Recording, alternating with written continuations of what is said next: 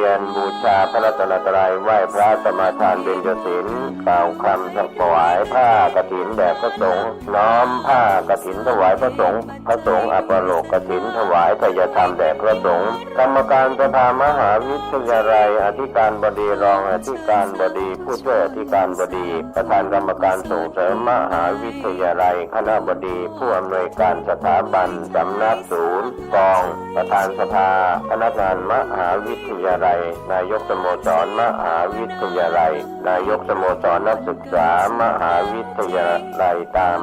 ลำดับถวายทายธรรมแด่พระสงฆ์อนุโมทนากรวดน้ำรับพรลาพระสงฆ์ 15:30 นาทีประกาศผลรางวัลการประกวดขบวนกฐินก็เป็นข่าวสารงานทำบุญทอดกฐินมหาวิทยาลัยเชียงใหม่ประจำปี 2565 ตรงกับวันเสาร์ที่ 29 ตุลาคม 2565 ทอดถวายกับพระคุณเจ้าที่จำพรรษาท่วนไตรมาสวัดไหหินตำบลสุเทพอำเภอเมืองเชียงใหม่จังหวัดเชียงใหม่ขอเชิญท่านร่วมบุญร่วมกุศลติดต่อได้ที่มหาวิทยาลัยเชียงใหม่และวัดไหหินที่จะร่วมทำบุญในคราวครั้งนี้ได้ความสุขกายสุขใจโดยทั่วหน้ากันสร้างเหตุปัจจัยด้วยศรัทธาด้วยปัญญารู้เห็นทำตามจริงขอเชิญสาธุชนสร้างบุญกุศลยิ่งใหญ่กฐินทานคือสังฆทานบุญทานยิ่งใหญ่1 เดือนข่าวสารเพื่อการประชาสัมพันธ์ขอเชิญชวนศรัทธานักศีลนักบุญทั้งหลายร่วมงานทำบุญทอดกฐินสามัคคีของวัดร้องอ้อตำบลสันพิเชื่ออำเภอเมืองจังหวัดเชียงใหม่ตรงกับวันอาทิตย์ที่ 6 พฤศจิกายน พุทธศักราช 2565 ขึ้น 13 ค่ำเดือนยี่ทอดถวายกับพระสงฆ์ที่จำพรรษาท่วนไตรมาสของวัดร้องอ้อเวลา 9:30 นาทีเป็นต้นไปขอเชิญชวนร่วมงานบุญกฐินสามัคคีของวัดร้องอ้อตำบลสันพิเชื่ออำเภอเมืองเชียงใหม่จังหวัดเชียงใหม่ตรงกับวันอาทิตย์ที่ 6 พฤศจิกายน 2565 ช่วงเช้า 9:30 นาทีได้บุญได้กุศลโดยพร้อมเพรียงกันสมบัติสวรรค์สมบัตินิพพานสมบัติ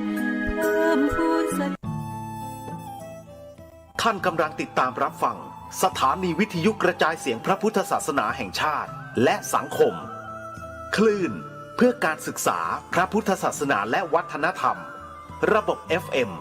104.5 เมกะเฮิรตซ์รายการต่อไปเป็นรายการคดีโลกคดีธรรม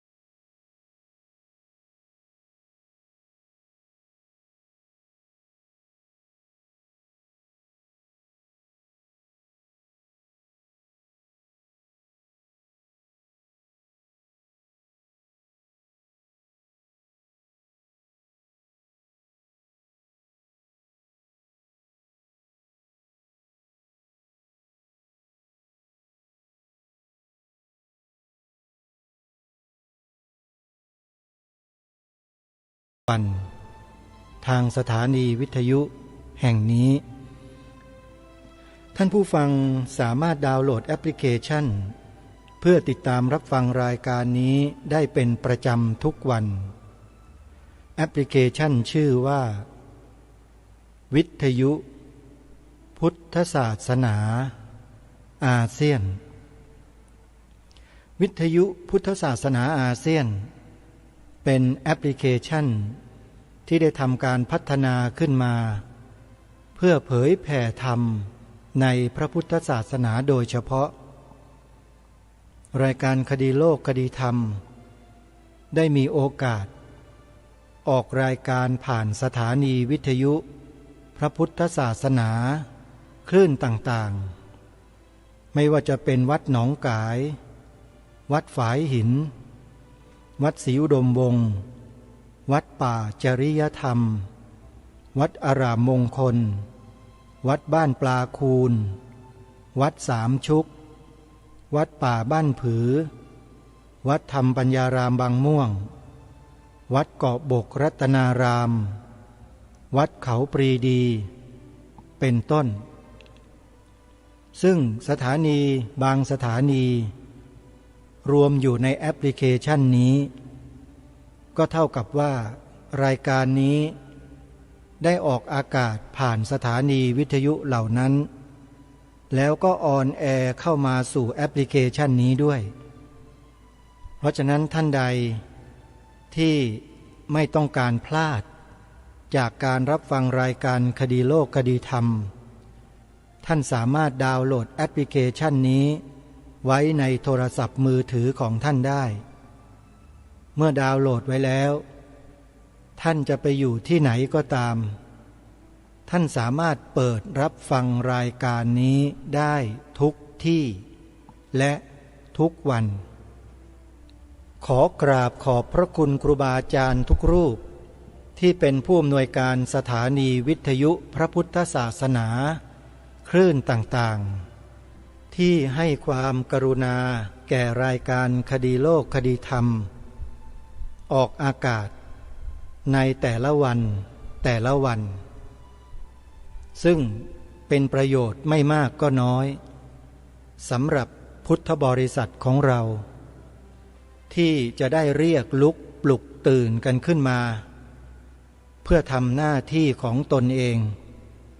ตามที่ครูบาอาจารย์ท่านแนะนำและส่วนหนึ่งรายการคดีโลกคดีธรรมก็ได้เสนอให้ทุกท่านได้ร่วมด้วยช่วยกันวันนี้รายการคดีโลกคดีธรรมขอเริ่มต้นด้วยข่าวประชาสัมพันธ์งานบุญกฐินประจำปีพระพุทธศักราช 2565 เริ่มต้นด้วยบุญกฐินแรกของปีหลังจากออกพรรษา1 วันนั่นก็คือกฐินวันที่12 ตุลาคมศกนี้งานกฐินช่วงออกพรรษาแรกๆที่วัดนี้ได้กำหนดไว้ตายตัวทุกปีนั่นก็คือวัดป่าจริยธรรมตั้งอยู่ที่ตำบลนาดอกคำอำเภอนาด้วง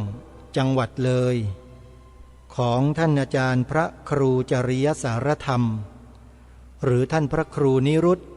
นิติสาโรเจ้าอาวาสวัดป่าจริยธรรมนั่นเองในปีนี้ญาติโยมจะสามารถร่วมบุญกับทางวัดป่าจริยธรรมได้โดยการติดต่อสอบถามรายละเอียดไปที่หมายเลข083 327 5700วัดป่าจริยธรรมกำลังสร้างมหาอุโบสถบนพื้นที่900 ตารางวาเพื่อใช้เป็นสถานที่ทำสังฆกรรมของพระสงฆ์และที่เหลือเวลานอกจากนั้นก็จะใช้เป็นสถานที่อบรมศึกษาเรียนรู้วิปัสสนากรรมฐานโดยทั่วไปซึ่งต่อไปวัดป่าจริยธรรมนั้นจะเป็นแหล่งบ่มเพาะปัญญาสัมมาทิฏฐิให้แก่ผู้คนโดยทั่วไปตลอดกาลใครที่มีโอกาสร่วมบุญกับวัดป่าจริยธรรมโยมจะได้อานิสงส์แห่งบุญตลอดทั้งกลางวันและกลางคืนขอเชิญร่วมด้วยช่วยกัน12 ตุลาคม เป็นวันทอดกฐินสามัคคีที่วัดป่าจริยธรรมต่อจากนั้นในวันเสาร์ที่15ตุลาคมเป็นสัปดาห์เดียวกัน15ตุลาคมงานบุญกฐินสร้างอุโบสถรูปทรงเจดีย์พุทธคยาณวัดหนองกายตำบลสันป่ายางอำเภอแม่แตงจังหวัดเชียงใหม่ของท่านพระอาจารย์ปลัดประเสริฐโชติธรรมโมเจ้าอาวาสถือว่าเป็นวัดที่ญาติโยมท่านใดได้มีโอกาสทำบุญแล้วจะได้รับอานิสงส์แห่งบุญตลอดทั้งกลางวันและกลางคืนเช่นเดียวกันเพราะวัดนี้ทำงานเผยแผ่ธรรมะตลอด24ชั่วโมงวัดนี้ออกอากาศวิทยุ3 คลื่นในเวลาเดียวกันใครทำบุญที่วัดนี้โดยเฉพาะทำบุญเผยแผ่ธรรมนะโยมนะได้บุญ3 เท่าเพราะมีวิทยุ3 คลื่นคิดกันแบบง่ายๆตัวเลขตรรกศาสตร์เป็นคณิตศาสตร์พิสูจน์ได้3 คลื่นนะโยมนะของวัดหนองกายและที่พิเศษก็คือบุญกฐินปีนี้เราจะได้มีส่วนร่วมสร้างอุโบสถรูปทรงเจดีย์พุทธคยาจำลองอันสวยงามให้สำเร็จลุล่วงไปด้วยดีด้วยกันอีกด้วยได้บุญหลายต่อเลยใครสนใจจะร่วมบุญกฐินวัดหนองกายในวันเสาร์ที่15ตุลาคมที่จะถึงนี้ติดต่อสอบถามที่หมายเลขโทรศัพท์ดังนี้062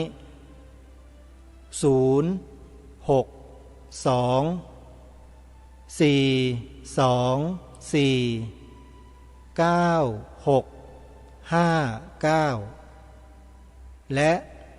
083-789-3642หลังจากวัด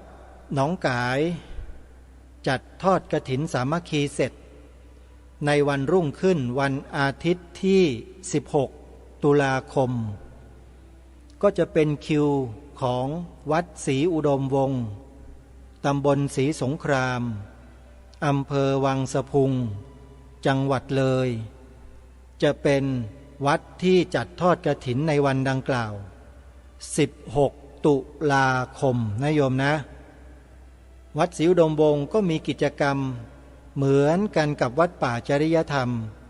คือจะมีการทำบุญฉลองกฐินก่อน1 วันมีการแสดงธรรมมีการเทศน์สอดแจ้งเหมือนกับวัดป่าจริยธรรมนะเพราะฉะนั้นใครที่จะร่วมบุญกับวัดศรีอุดมวงศ์นะโยมนะก็สามารถโทรศัพท์เข้าไปร่วมบุญได้ที่หมายเลข0898404968นะวัดศรีอุดมวงศ์ก็กำลังสร้างวิหารคตอุโบสถของทางวัดอยู่ด้วยเราก็จะได้มีส่วนร่วมสร้างด้วยกันจากนั้นบุญกฐินจากวัดอื่นๆไม่ว่าจะเป็นวัดอารามมงคลวัดบ้านปลาคูนวัดฝายหินโดยเฉพาะวัดฝายหินนั้นจะขอประกาศประชาสัมพันธ์ญาติโยมให้ร่วมบุญกันนะวัดฝายหินตำบลสุเทพอำเภอเมืองจังหวัดเชียงใหม่จะจัดทอดกฐินในปีนี้ในวันที่29ตุลาคม29ตุลาคมขอเรียนเชิญเจริญพรญาติโยมสาธุชนร่วมบุญกฐินที่วัดฝายหินตำบลสุเทพอำเภอเมืองจังหวัดเชียงใหม่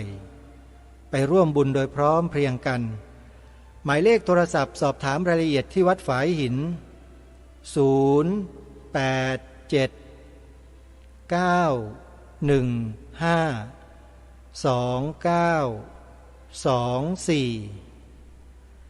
ำหรับบุญกฐินวัดบ้านปลาคูนตำบลท่าหาดยาวอำเภอโพนทรายจังหวัด101ญาติโยมสามารถโทรศัพท์สอบถามรายละเอียดร่วมบุญกับทางวัดบ้านปลาคูนได้ที่หมายเลขโทรศัพท์0811839690สำหรับวัดอารามมงคลตำบลยางตลาดอำเภอยางตลาดจังหวัดกาฬสินธุ์ญาติโยมสาธุชนสามารถร่วมบุญกฐินในปีนี้ได้กับวัดอารามมงคลนะโยมนะโยมสามารถจดหมายเลขโทรศัพท์เพื่อสอบถามรายละเอียดได้ที่084-034-4606หรือ094-281-3500อีกวัดหนึ่งที่จะเชิญชวนสาธุชนมีส่วนร่วมทำบุญทอดกฐินสามัคคีในปีนี้ซึ่งวัดนี้กำหนดทอดกฐินวันสุดท้ายเลยคือวันลอยกระทงของทุกปีวันขึ้น15ค่ำเดือน12ปีนี้ตรงกับวันที่8พฤศจิกายนวันดังกล่าววัดสามชุกอำเภอสามชุกจังหวัดสุพรรณบุรีจัดงานบุญกฐินในวันนั้นสถานีโทรทัศน์ดีดีทีวีไปร่วมงานที่วัดสามชุกและมีการถ่ายทอดสดให้ญาติโยมมีส่วนร่วมบุญกฐินกับวัดสามชุกด้วยใครจะร่วมเป็นเจ้าภาพที่วัดสามชุกติดต่อสอบถามรายละเอียดที่หมายเลขโทรศัพท์089-000-8462ขออนุโมทนาบุญกับสาธุชนทุกท่านที่ร่วมบุญกับครูบาอาจารย์ของเราซึ่งท่านทำงานได้ด้วยความทุ่มเทและเสียสละกันทุกรูปทุกนามนะโยมนะนี่ก็เป็นบุญกฐินที่ประชาสัมพันธ์เชิญชวนทุกท่านได้มีส่วนร่วมกันในเบื้องต้นของรายการทีนี้เข้ามาสู่เนื้อหาสาระของรายการในวันนี้เป็นการต่อยอดจากเมื่อวานที่ได้รับปากสาธุชนไว้ว่าจะได้อัญเชิญบทพระราชนิพนธ์เทศนาเสือป่ากันที่8ที่องค์พระบาทสมเด็จพระมงกุฎเกล้าเจ้าอยู่หัวรัชกาลที่6ได้พระราชทานไว้ให้แก่พวกเรามาเป็นระยะเวลากว่า100 ปีที่ผ่านมาอ่านให้พวกเราได้สดับรับฟังกันพวกเราจะได้น้อมรำลึกถึงพระมหากรุณาธิคุณของพระองค์ท่านที่ทรงมีต่อพวกเราชาวไทยถึงแม้ว่าเวลาการล่วงเลยผ่านไปนานเท่าใดก็ตามแต่ผลงานอันเป็นที่ประจักษ์ของพระองค์ท่านก็ยังคงมีปรากฏอยู่บนผืนแผ่นดินไทยของเราตลอดไปชั่วกาลปวสานสิ่งที่พระองค์ทรงเน้นหนักให้พวกเราคนไทยได้ช่วยกันยอมรับนับถือช่วยกันปกป้องรักษาคุ้มครองนั่นก็คือพระพุทธศาสนาไม่ใช่ศาสนาอื่นเวลาพูดมันต้องตีกันไว้แบบนี้ด้วยเพราะถ้าไม่ตีกันไว้เนี่ยเดี๋ยวมันก็แทรกซึมเข้ามากลืนกินพวกเราหมดอะไรไม่ทราบไปคิดกันเองผืนแผ่นดินไทยของเราทุกวันนี้ถามว่าถูกกลืนกินหรือยังการกลืนกินในที่นี้ไม่ได้หมายความว่าเคี้ยวกินเห มือนกับกินข้าวกินขนมไม่ใช่ แต่หมายถึงการกลืนกินสิทธิของคนไทยบนผืนที่ดินของประเทศไทยจากคนอื่น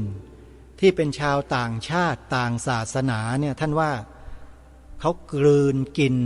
แผ่นดินของเราไปบ้างหรือยังแล้วเขาเหล่านั้นกลืนกินแผ่นดินของประเทศเราไปด้วยอะไรสิ่งใดที่ทำให้เขากลืนกินแผ่นดินของเราได้ตรงนี้ถ้าเราไม่ติดตามข่าวสารข้อมูลเราจะไม่รู้เลยว่าแผ่นดินไทยเรากำลังถูกกลืนกินจากต่างชาติหลายคนอาจจะมองว่ากินไม่ได้เอาไปไม่ได้หรอกแผ่นดินเนี่ยมันก็อยู่ในแผ่นดินไทยเรานี่แหละคิดกันแบบง่ายๆคิดกันแบบเห็นแก่ตัวมันก็คิดกันได้ทั้งนั้นแหละลองดูสิท่านแผ่นดินที่ล้อมรั้วมีเจ้าของเป็นลิขสิทธิ์คุณสามารถเข้าไปโดยพลการได้ไหมเข้าไปเหยียบย่ำได้ไหมเข้าไปทำอะไรในแผ่นดินที่เขาล้อมรั้วไว้ได้ไหมไม่ได้เลยฮะถูกกล่าวหาบุกรุกถูกดำเนินคดีผิดกฎหมายเห็นหรือยังว่าการกลืนกินแผ่นดินเขากินกันแบบไหนใช้เงินมาซื้อสิทธิ์ครอบครองแล้วครอบครองได้ยาวนานถึงเกือบ100 ปีแล้วแผ่นดินนั้นเกิดอะไรขึ้นล่ะทำอะไรได้ล่ะท่านเข้าใจหรือยังแล้วเงินบางประเทศมันมีมหาศาลซื้อประเทศไทยได้ทั้งประเทศแล้วการเปิดโอกาสเปิดประตูให้ศัตรูให้ต่างชาติต่างศาสนาเข้ามากลืนกินแผ่นดินประเทศแบบนี้มันใช่หรื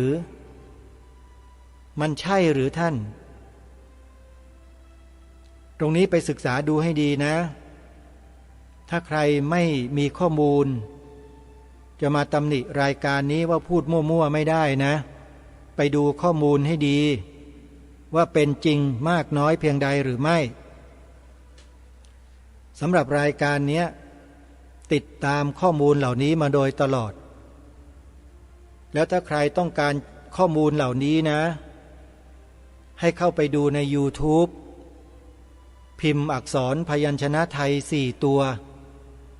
ออ่างปอปลาพอพานสอเสืออปพสก็จะรู้เองเพราะว่าช่องนี้เนี่ยเขานำเอาข้อมูลหลักฐานความเป็นจริงมาเปิดเผยไม่มีใครกล้าที่จะนำความจริงบางประการที่แฝงเร้นอยู่ในประเทศนี้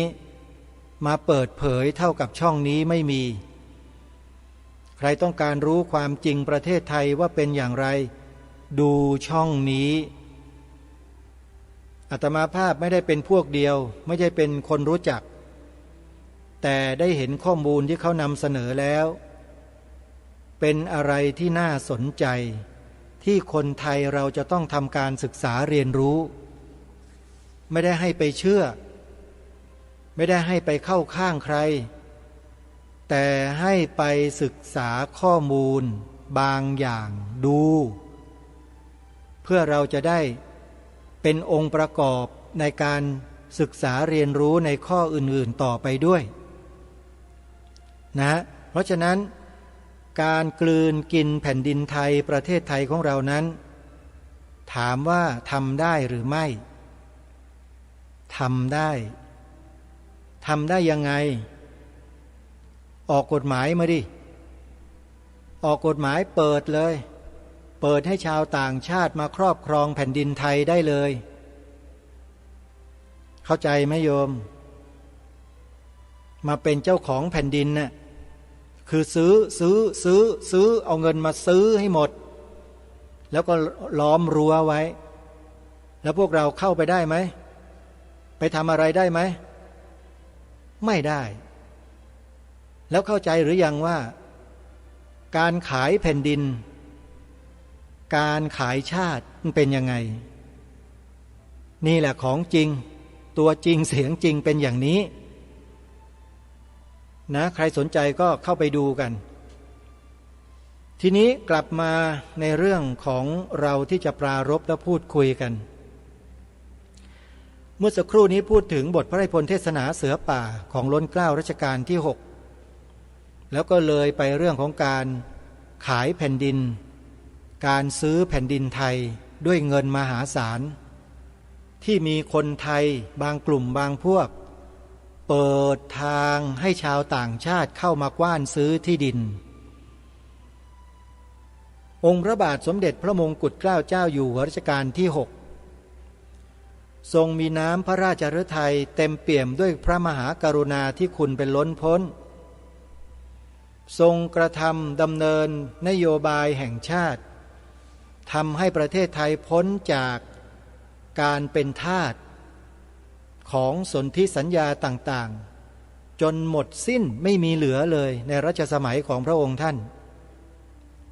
ทรงให้มีการเลิกสัญญาทั้งหลายทั้งปวงที่มีสิทธินอกอาณาเขตบนผืนแผ่นดินไทยเนี่ยจนหมดถือว่าพระองค์นั้นทรงกอบกู้ความเป็นเอกราชให้กับผืนแผ่นดินไทยโดยแท้ถามว่าคนในสมัยนี้คือพวกเราทุกคนที่กำลังฟังรายการอยู่ก็ดีที่กำลังอาศัยอยู่บนผืนแผ่นดินนี้ก็ดีจะทราบซึ้งในน้ำพระราชทัยของพระองค์ตรงนี้กันบ้างหรือเปล่าจะมีความรู้ในเรื่องเหล่านี้ที่พระองค์ทรงกระทำให้เกิดความเป็นอิสระ100%ตรงนี้หรือไม่เราก็ไม่เคยรู้ไม่เป็นไรรายการนี้มาบอกท่านแบบสรุปย่อๆแล้วว่าที่ประเทศไทยเราหลุดพ้นจากสิทธินอกอาณาเขตจากคนต่างชาติต่างศาสนาที่รุกรานประเทศเรามาตั้งแต่ต้นรัตนโกสินทร์มาจนถึงรัชสมัยของพระบาทสมเด็จพระมงกุฎเกล้าเจ้าอยู่หัวรัชกาลที่6เนี่ยมันได้จบสิ้นลงในรัชสมัยของพระองค์ท่านเรียบร้อยในฐานะที่พระองค์ท่านนำพาประเทศไทยเรานั้นชนะสงครามโลกครั้งที่1นี่แหละคือจุดเปลี่ยนที่ทำให้ประเทศไทยเราเป็นไทยอย่างแท้จริงและเมื่อประเทศไทยเราเป็นไทยจากสนธิสัญญาบ้าบอคอแตกเหล่านั้นแล้วเนี่ยพระองค์ท่านก็ทรงวางรากฐานของประเทศทันทีโดยการสร้างจิตสำนึกให้ลูกหลานคนไทยของเราโดยผ่านการแสดงเทศนาเสือป่าหลายคนไม่รู้หลายคนไม่เข้าใจเพราะไม่เคยอ่านไม่เคยสัมผัสในเรื่องเหล่านี้เลยจึงไม่ทราบซึ้งในน้ำพระราชฤทัยของพระองค์ท่านวันนี้รายการคดีโลกคดีธรรมจะได้อัญเชิญมาอ่านให้ฟังกันหนึ่งคือกันที่8ที่ทางรายการเน้นย้ำมาโดยตลอดว่ามีความสำคัญตอนหนึ่งที่ทรงเตือนคนไทยเราไว้เมื่อ100 ปีมาแล้วว่าผู้ที่คนอื่นเขาส่งเข้ามาปลอมแปลงเพื่อทำลายพระพุทธศาสนาเราทั้งหลายต้องคอยระวังรู้เท่าไว้จึงจะควรตรงนี้แหละความตอนนี้แหละมีปรากฏอยู่ในเทศนาเสือป่ากันที่8ก็เลยจะขอนำมาอ่านให้พวกเราได้ฟังกันตั้งแต่บัดนี้เป็นต้นไปในกันดังกล่าวให้พวกเราตั้งใจสดับกันให้ดีว่าเนื้อหาสาระเนื้อความที่จะโยงไปถึงความตอนดังกล่าวนั้นน่ะจะมีความเป็นมาเป็นไปด้วยเรื่องอะไรบ้างกันที่8ประวัติการแห่งพระพุทธศาสนาทรงแสดงณวันที่16 สิงหาคมพระพุทธศักราช 2457 บรรดาศาสนาทั้งปวงเมื่อรวมขึ้นแล้วในชั้นต้นก็เป็นลัทธิอันเข้าใจง่ายไม่มียากเย็นปานใด ผู้ที่เป็นศาสดาเองจะเป็นพระพุทธเจ้าของเราก็ดีหรือจะเป็นพระเยซูก็ดีใครๆก็ดีความตั้งใจในการสั่งสอนย่อมจะต้องมีเหมือนกันคืออยากจะให้ผู้ฟังนั้นเข้าใจง่ายเพราะฉะนั้นถ้อยคำอันใดที่จะใช้เลือกใช้ที่เป็นภาษาอันพูดกันอยู่โดยมากในสมัยนั้นทั้งสำนวนและโวหารคงใช้อย่างที่ใช้อยู่ในสมัยนั้นครั้นต่อมาเมื่อผู้ท่านเป็นศาสดาล่วงลับไปแล้วจึงเกิดมีพวกสาวกซึ่งต่างคนต่างแสดงโดยโวหารอัตโนมัติคือความเข้าใจของตัวเองครั้นท่านสาวกองค์หนึ่งแสดงธรรมไปอย่างหนึ่งท่านอีกองค์หนึ่งแสดงไม่เหมือนกันเช่นนี้ย่อมเกิดเป็นข้อทุ่มเถียงกันขึ้นโดยไม่มีใครยอมใครเพราะเป็นสาวกด้วยกันจึงบังเกิดความจำเป็นที่นานๆจะต้องมีประชุมบรรดาสาวกหรือพระสงฆ์ซึ่งมีหน้าที่สอนศาสนาพูดจาหารือให้การสั่งสอนนั้นดำเนินไปเป็นร่องรอยอันเดียวกันการประชุมเช่นนี้เรียกกันตามภาษาข้างโบราณว่าสังคายนาสังคายนาได้ทำมาแล้วในหลายคราวในสังคายนาต้นครั้งแรกเชื่อว่าความตกลงกันคงจะมีโดยง่ายเพราะในเวลานั้นยังคงมีสาวกอยู่มากซึ่งได้ฟังพระบรมพุทโธวาทยังมีผู้จำได้อยู่มาก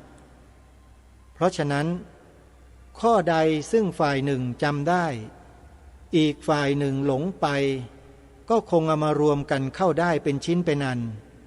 จึงรวบรวมเป็นหนังสือขึ้นได้ที่เรียกว่า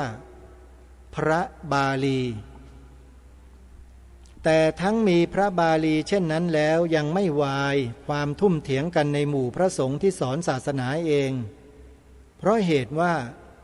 พระบาลีซึ่งแต่งขึ้นเมื่อครั้งสังคายนาทีหนึ่งนั้นต่อมาภาษาดำเนินไป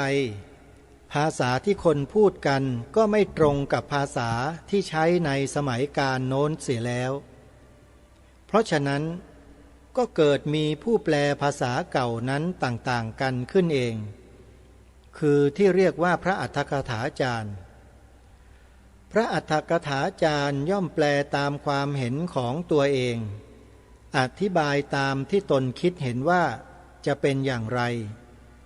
และมีอัฏฐกถาจารย์มากขึ้นทุกทีมีการแข่งแย่งวิวาทกันอยู่ในหมู่ผู้สอนศาสนาพระเจ้าศรีธรรมาโศกจึงต้องจัดรวบรวมทำสังคายนาอีกครั้งหนึ่งก็เป็นอันได้รวมทั้งพระบาลีและอัฏฐกถาเป็นพระไตรปิฎก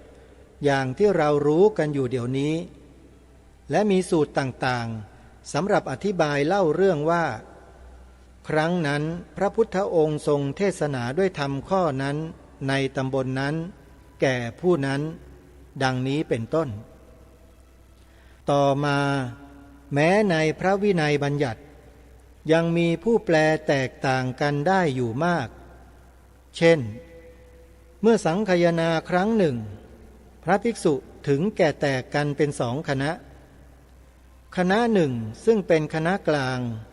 ได้เชื่อถือตามอย่างที่เราทั้งหลายเชื่อกันอยู่เดี๋ยวนี้พระภิกขุปาติโมกข์คงอ่านเหมือนกันกับของเราแต่มีพระขึ้นอีกจำนวนหนึ่งซึ่งเรียกตัวเองว่าวัชชีบุตรวัชชีบุตรเหล่านี้มีความเห็นแตกต่างในส่วนพระวินัยบัญญัติเป็นต้นคำว่าวิการถือว่าควรมุ่งเอาว่าอัฏฐังคเตสุริเยพระอาทิตย์อัสดงคตแล้วนั้นแหละเป็นการวิการคือตั้งแต่ย่ำค่ำไปแต่ข้างฝ่ายนิกายกลางเห็นว่าต้องถือเอาตั้งแต่เที่ยงแล้วตะวันบ่ายเป็นวิการจึงกำหนดว่าพระสงฆ์จะกินข้าวได้แต่เฉพาะตั้งแต่พระอาทิตย์อุทัยจนถึงเที่ยงเท่านั้นแต่ส่วนการลาจากวัดเป็นต้นยังคงถือวิการตามเดิมคือพระอาทิตย์ตกแล้วจึงห้ามไม่ให้ไปจากวัดโดยไม่ลาฝ่ายข้างวัชชีบุตรถือว่าวิการต้องนับว่าเวลาพระอาทิตย์ตกทั้งสองอย่าง เพราะฉะนั้นถึงเวลาบ่ายคล้อยแล้วถึงบ่าย4 โมงก็ยังกินข้าวได้โดยไม่ผิดดังนี้ยกเป็นตัวอย่างยังมีข้ออื่นๆอีกหลายข้อซึ่งแท้จริงไม่ใช่หน้าที่ของเราทั้งหลายที่จะต้องรู้แต่หากถ้าใครอยากทราบต่อไปก็พอจะขวนขวายค้นหาเองได้แต่ในที่นี้ยกมากล่าวเพื่อให้แลเห็นว่า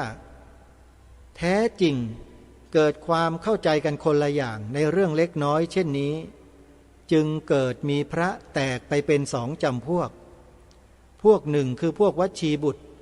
ได้ขึ้นไปสั่งสอนศาสนาทางทิศเหนือและตะวันออกจึงผ่านเข้าไปในดินแดนทิเบตและเมืองจีนและแดนญี่ปุ่นลงมาถึงเมืองยวนเป็นต้นคงอยู่จนการบัดนี้ฝ่ายพวกนิกายกลางแผ่พระศาสนาลงมาทางใต้ที่เมืองลังกาและมาในประจันตประเทศคือสุวรรณภูมิกล่าวคือเมืองนครปฐมนี่เองได้มาสร้างพระเจดีย์ไว้เป็นหลักพระพุทธศาสนาในประจันตประเทศที่เมืองสุวรรณภูมิให้นามว่าพระปฐมเจดีย์ข้างฝ่ายวัชชีบุตร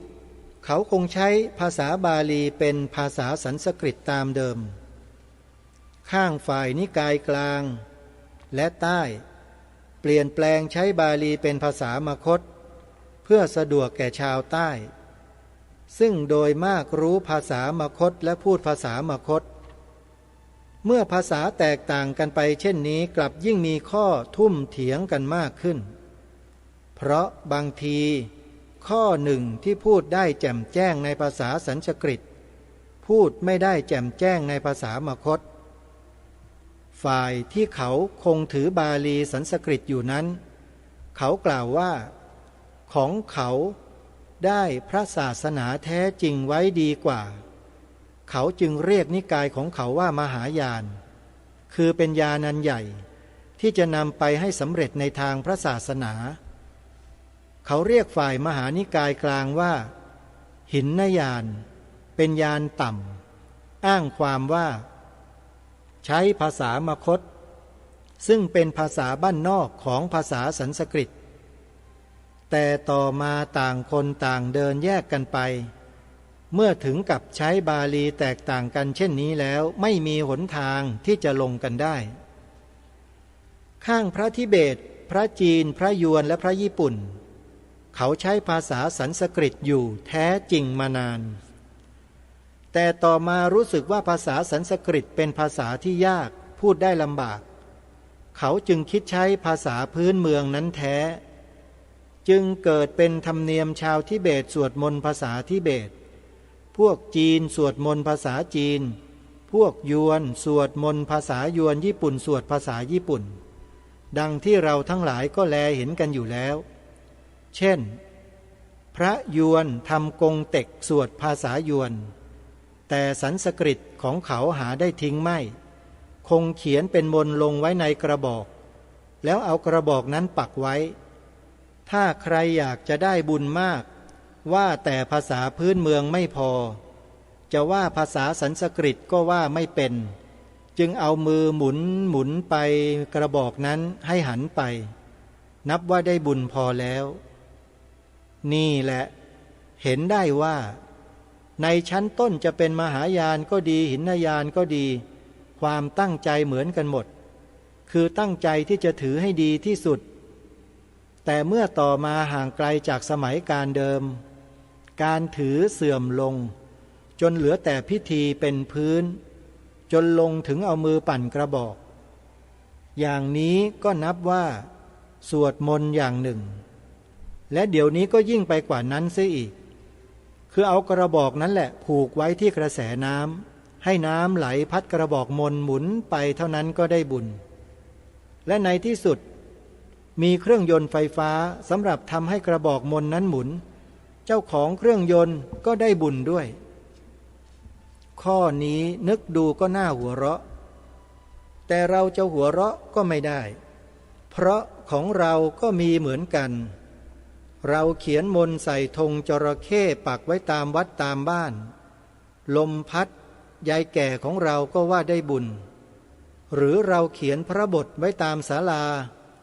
ยายแก่ของเราก็ว่าได้บุญเพราะฉะนั้นการเหล่านี้เนื่องด้วยความเชื่อผิดความหลง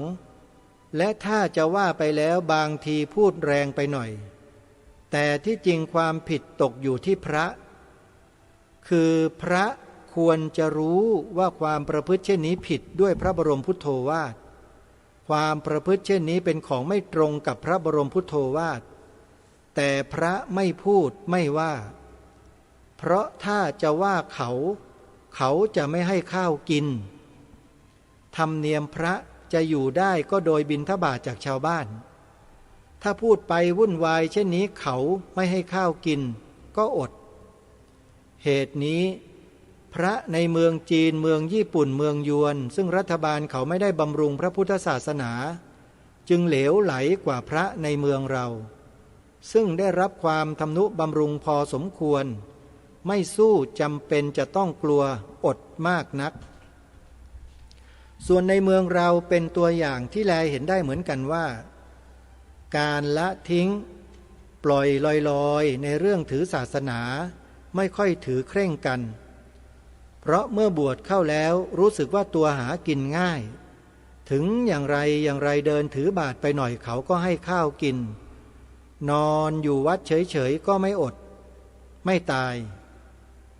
การที่จะสั่งสอนให้คนเข้าใจในศาสนา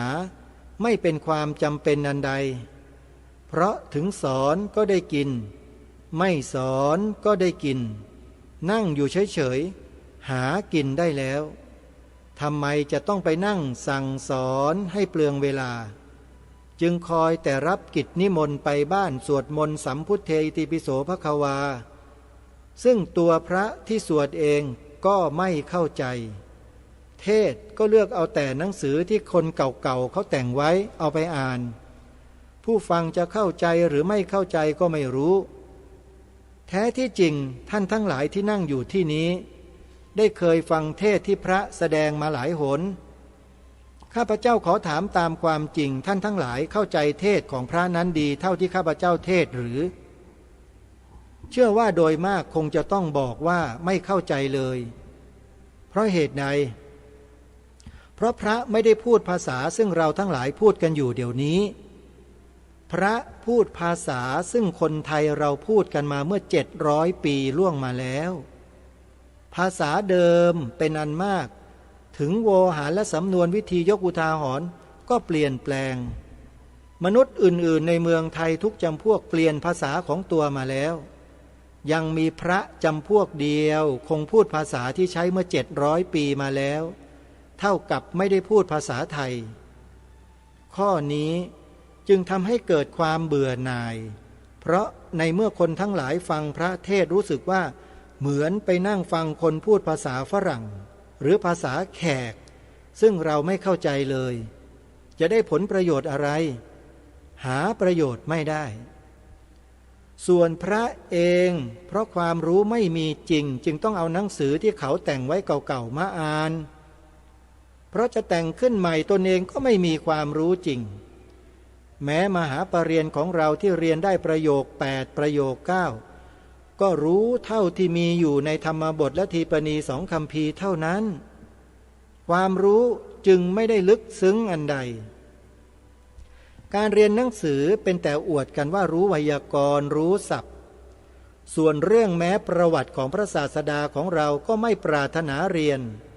แม้ธรรมะอะไรที่อยู่นอกธรรมบทนอกทีปณีก็ไม่ปรารถนาคิดถึงไม่ได้พยายามอะไรทั้งหมดการเป็นอยู่เช่นนี้หลายร้อยปีมาแล้วในที่สุดลืมกันเข้าทุกทีแม้พระวินัยบัญญัติก็ไม่ต้องเรียนปาติโมกข์ก็สวดกันไปเป็นภาษามคธไม่มีใครต้องเข้าใจไม่มีใครต้องพยายามรู้ว่าพระปาติโมกข์มีข้ออะไรบ้างมุ่งอะไรบ้างเมื่อทำผิดวินัยบัญญัติลงไปแล้วมีกำหนดว่าให้ปลงอาบัติการปลงอาบัติก็เป็นเพียงแค่พิธีกันทั้งหมด15 วันก็ลงไปพร้อมกันปลงอาบัติกันเสียทีไม่ว่าข้ออะไรรวมกันเข้าไปพูดสัมภหุลาคราวเดียวปลงเสร็จหมด จนตลกลิเกมันเอาไปล้อเล่นกันแล้ว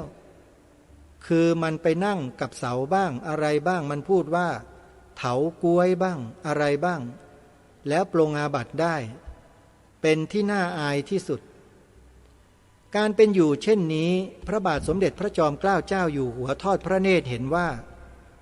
ถ้าขืนปล่อยให้เป็นไปตามที่กล่าวแล้วในไม่ช้าพระศาสนาของเราจะเสื่อมทรามไม่มีทางแก้ได้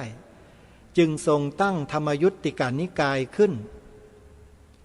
ถึงใครจะว่าอย่างไรก็ตามแต่การที่ทรงตั้งธรรมยุตติกานิกายเช่นนี้นับว่าทรงทำประโยชน์ให้แก่พระพุทธศาสนาหาที่เปรียบได้โดยยากเพราะทรงสั่งสอนให้พระสงฆ์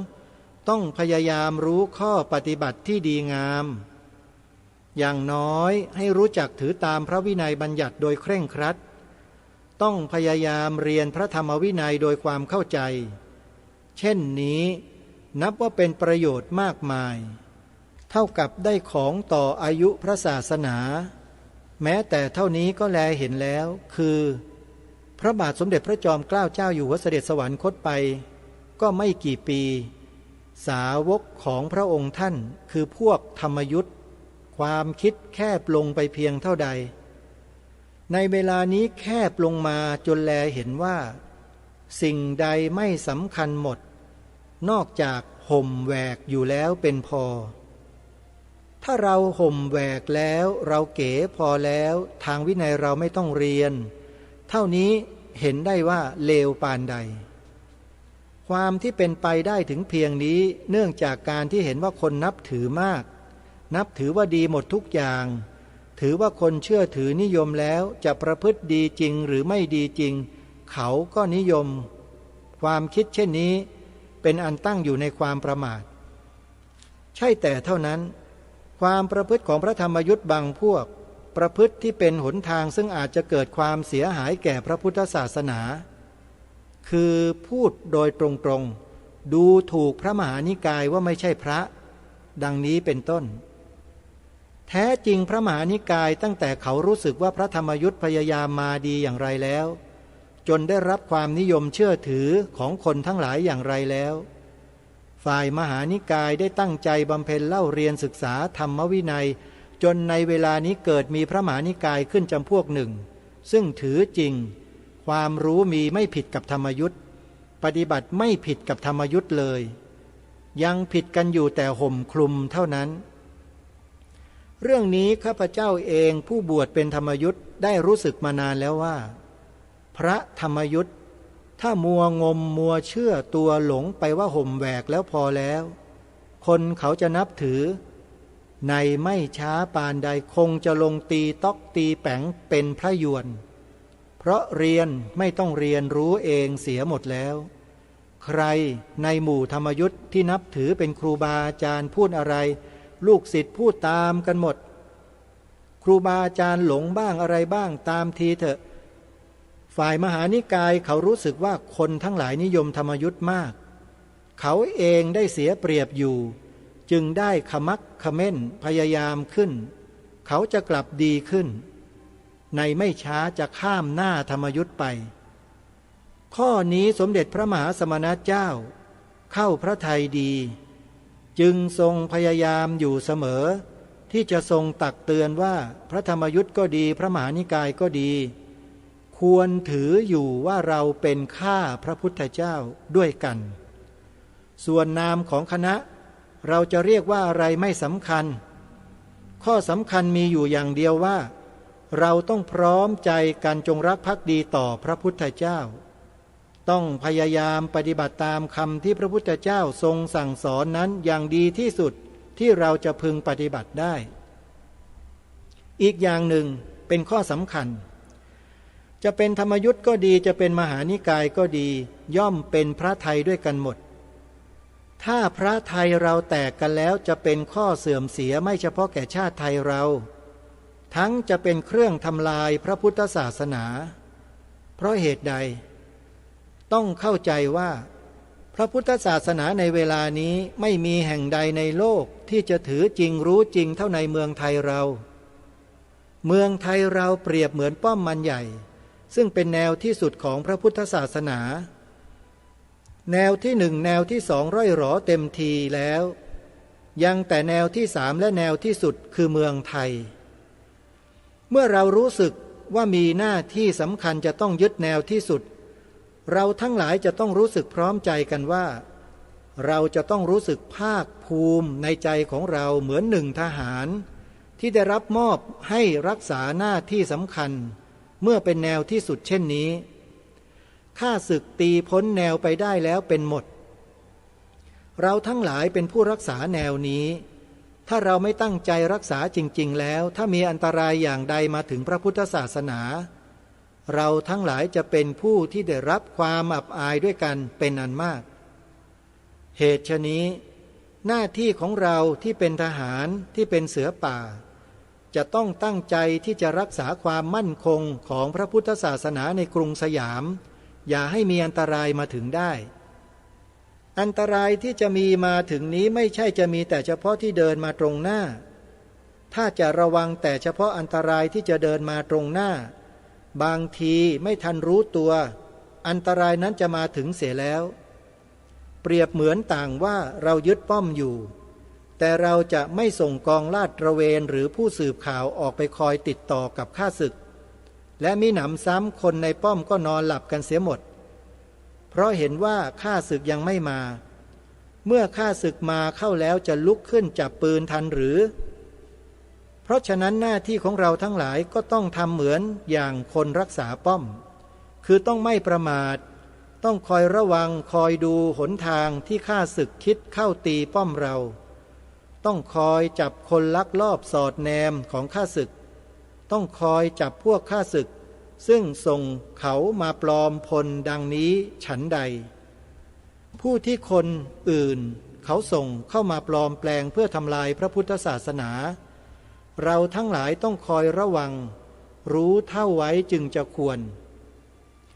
การปลอมแปลงเข้ามาเช่นนี้ได้มีมาเป็นแบบธรรมเนียมตั้งแต่ครั้งพุทธกาลโดยมีผู้ปลอมเข้ามาโดยหวังทำลายพระพุทธศาสนาหลายครั้งเพราะฉะนั้นข้าพเจ้าจึงขอตักเตือนท่านทั้งหลายว่าข้อที่พูดกันเรื่องศาสนาเป็นข้อที่ควรระวังเมื่อมีใครเป่าหูเรื่องศาสนาควรฟังหูไว้หูดีกว่าศาสนาของเราเวลานี้ข้าพเจ้าขอกล่าวซ้ำอีกว่ามั่นคงจะอยู่แต่ในเมืองไทยเท่านั้นจึงเป็นหน้าที่ของเราทั้งหลายที่เป็นเชื้อชาตินักรบต้องรักษาพระศาสนาอันนี้ให้คงอยู่ในเมืองไทยอีกต่อไปต้องรักษาไว้เพื่อให้เป็นมรดกแก่ลูกหลานของเราทั้งหลายให้เขารักษากันต่อไปยั่งยืนเป็นเกียรติยศแก่ชาติของเราชั่วกาลปวสานนี่ก็เป็นบทพระนิพนธ์เทศนาเสือป่ากันที่8ที่ทางรายการคดีโลกคดีธรรมกล่าวอ้างอยู่เสมอก็นำมาอ่านให้กับสาธุชนได้ฟังกันในวันนี้เพื่อให้เราได้เห็นน้ำพระราชฤทัยของพระองค์ท่านที่ทรงห่วงใยพระพุทธศาสนาเพียงใดก็เป็นที่ชัดเจนนะท่านสาธุชนผู้ฟังทุกท่านว่าพระองค์ทรงตักเตือนเราไว้ชัดเจนมากว่าให้ระวังคนที่มันปลอมเข้ามาเป็นพวกเราแล้วใช้ศาสนานี่แหละมาทำลายพวกเรากันเองอันนี้ชัดเจนนะฮะแล้วเดี๋ยวจะมาคุยกันในวันต่อไปสำหรับวันนี้เวลาของรายการหมดลงแล้วอาตมาภาพต้องขอสมมุติยุติรายการไว้แต่เพียงเท่านี้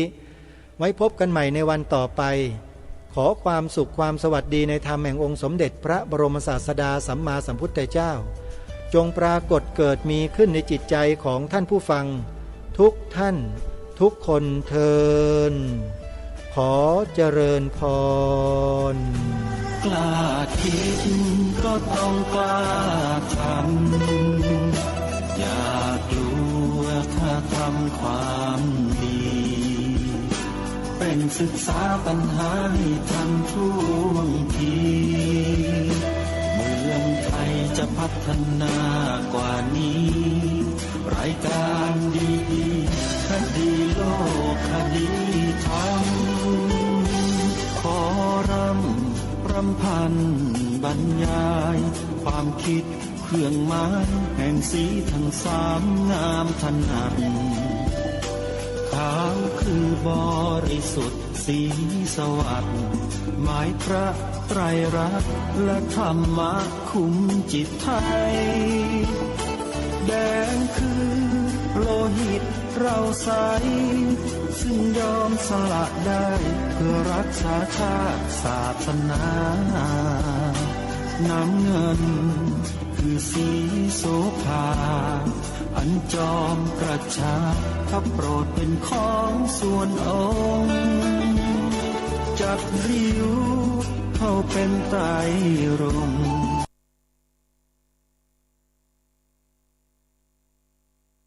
ลาพระสงฆ์ 15:30 น.ประกาศผลรางวัลการประกวดขบวนกฐินก็เป็นข่าวสารงานทำบุญทอดกฐินมหาวิทยาลัยเชียงใหม่ประจำปี